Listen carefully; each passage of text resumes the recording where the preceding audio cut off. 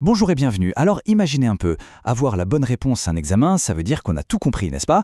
Eh bien, pas forcément. C'est une idée un peu contre-intuitive et c'est justement ce qu'on va explorer ensemble aujourd'hui. Voilà la grande question. Une bonne réponse. Est-ce que c'est toujours vraiment une bonne réponse? On a tendance à penser que oui, évidemment. On réussit, donc on maîtrise. Mais et si cette réussite n'était qu'une façade? Une sorte d'illusion? Une astuce super maligne pour gagner le jeu de l'examen, sans vraiment comprendre les règles du jeu. Ok, alors pour que ce soit bien clair, on va prendre un exemple hyper concret. Un exemple tiré d'un examen célèbre que des milliers d'étudiants passent, le SAT, qui sert pour entrer dans les universités américaines. Vous allez voir, c'est parlant. Alors voilà le problème. C'est un classique. Un magasin vend des stylos à 3 euros et des cahiers à 5 euros. Au total, 15 articles sont vendus pour une recette de 57 euros. La question est toute simple. Combien de stylos ont été vendus? Bon, normalement, la méthode académique, c'est de poser un système d'équations, tout ça, mais il y a une autre façon de faire, beaucoup plus rapide. Et cette autre voie, elle a un nom, le backsolving. On pourrait traduire ça par résolution à l'envers. C'est un raccourci mental, une technique que beaucoup d'élèves utilisent pour déjouer les QCM. Le but, c'est clair, c'est de gagner des points, pas forcément de prouver qu'on a compris le fond du problème. Regardez comme c'est simple. Étape 1, on prend la réponse du milieu. C'est souvent une bonne stratégie dans les QCM. Ici, c'est la C, donc 9 stylos.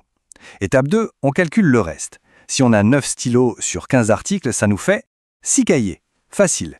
Étape 3, on vérifie si le prix total colle. Alors, 9 stylos fois 3 euros, plus 6 cahiers fois 5 euros, ça fait 27 plus 30, 57 euros. Et voilà, le total correspond, c'est la bonne réponse. Trouvée en moins de 30 secondes. Franchement, c'est redoutablement efficace.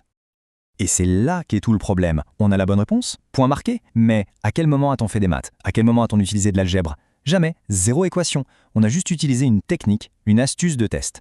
La solution est correcte, mais la compréhension de la manière dont on l'a construit, elle, est complètement absente. Et ça nous amène au cœur du sujet. La différence, qui est énorme, entre gagner le jeu de l'examen et comprendre ce qu'on sait. En fait, on oppose ici deux manières de penser. D'un côté, la pensée procédurale. C'est un peu comme suivre une recette de cuisine à la lettre. On sait quoi faire, on suit les étapes et hop, ça marche. Le backsolving, c'est exactement ça. De l'autre côté, on a la pensée conceptuelle. Là, on sait non seulement quoi faire, mais surtout pourquoi on le fait.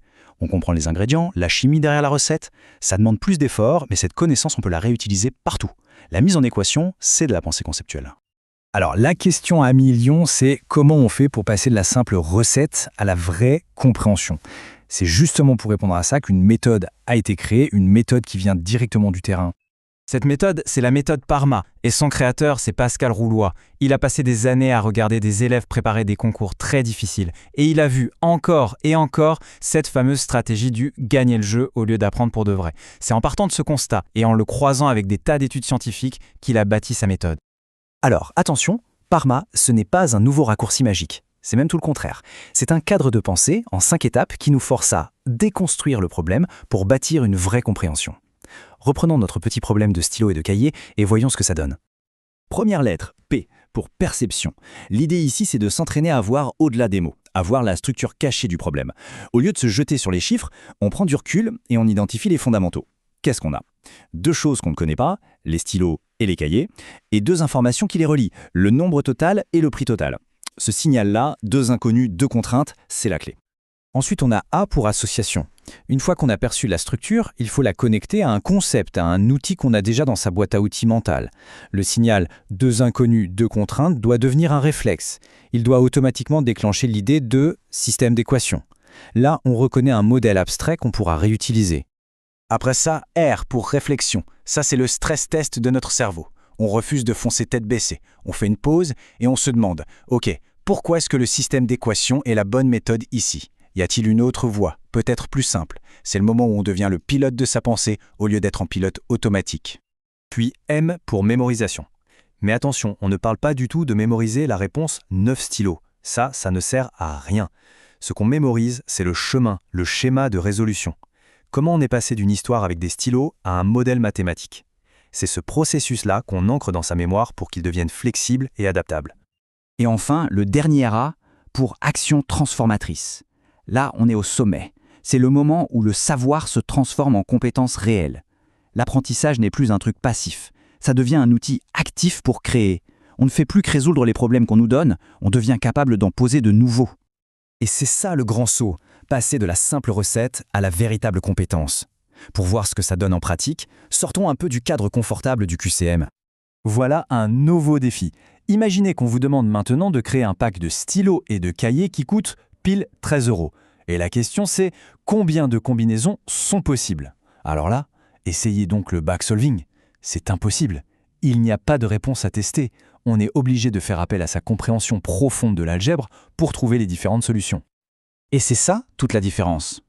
La pensée recette donne une réponse à une question. La pensée conceptuelle, elle permet non seulement de trouver la réponse, mais elle permet surtout d'explorer le problème sous tous ses angles, de poser de nouvelles questions. On ne subit plus l'exercice, on joue avec. Alors, pour finir, la question de fond, elle est là. Qu'est-ce qu'on cherche à faire au fond?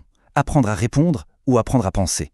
Est-ce que le but, c'est de devenir expert pour cocher les bonnes cases, ou est-ce que c'est d'apprendre à réfléchir, à modéliser des situations complexes et à trouver des solutions à des problèmes qui n'existaient pas encore dans les manuels? La question, évidemment, dépasse de loin la salle de classe.